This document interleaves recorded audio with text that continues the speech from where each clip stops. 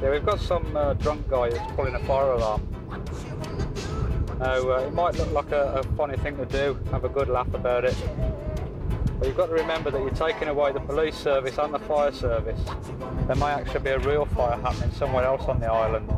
So if a person is caught for maliciously pulling a fire alarm, it will be dealt with quite harshly by the magistrate. There he is.